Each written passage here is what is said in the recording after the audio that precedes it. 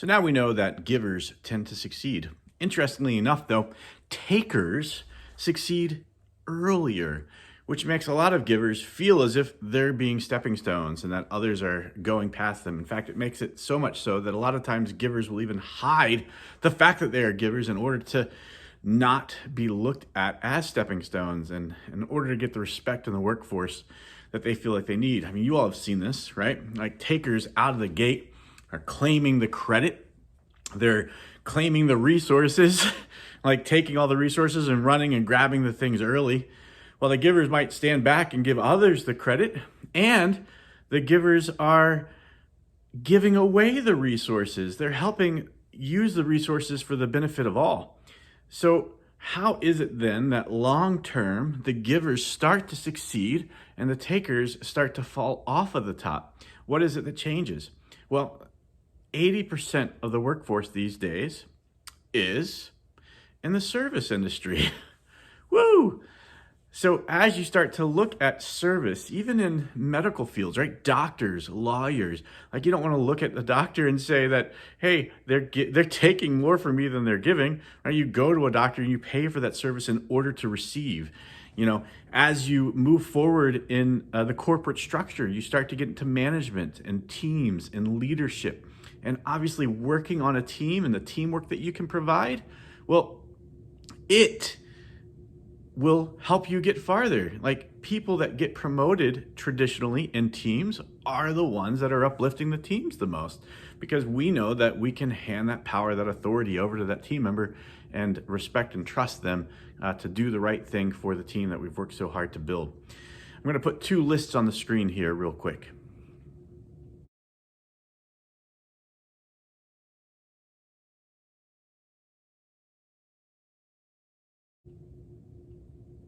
So looking at those lists, which ones are you more likely to associate with?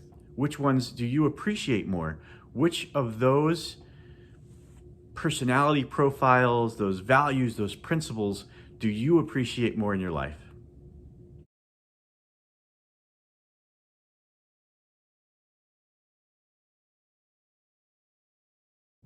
So list A is the list of the takers. List B is a list of personalities and values that belong to givers. So which one did you associate with more? And most countries do. Most countries out there, they tend to choose givers as the principles that they associate with better and that they would like to associate with better. So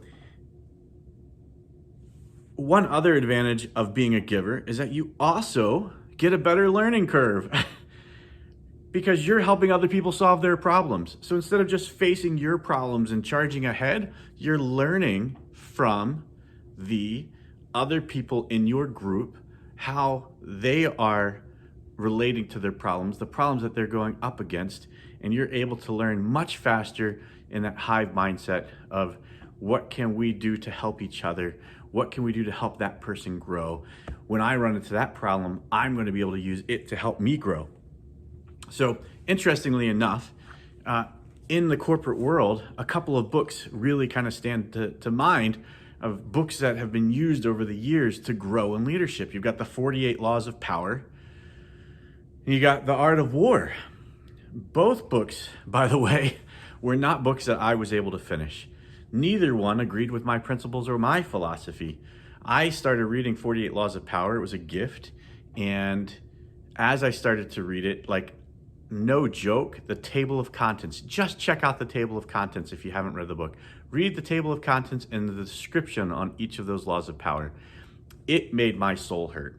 It did. Like it literally made my soul hurt. I ran around and showed a bunch of people those table of contents because I could not believe some of the advice and the laws that were being advocated to gain power through that novel. Likewise, Art of War. Like this isn't about an art of war. This is about creating a win-win.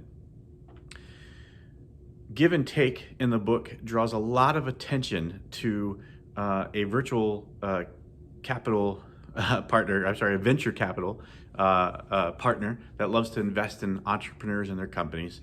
And throughout the first chapter, they described multiple scenarios where he went against the tide and everybody was giving him advice to not do things that would benefit others because they could cause him to lose great ground on particular investments that might make him a lot of money. And he did it anyway. And his reasoning was very simple. He didn't care how many people it helped. He wanted it to help more people. He wanted more people to have advantages and do well in life. And by creating win-win environments, even for his competitors, it allowed him to live the life that he wanted to live. I thought that was an amazing quote in the book. Definitely pick it up. Definitely check it out if you haven't had a chance to yet. If your strategy is giving, and the only reason that your strategy is giving is because you want to win, there's a chance that you don't succeed. Join me tomorrow as we get into some of the more nitty-gritties and dig deeper into give and take.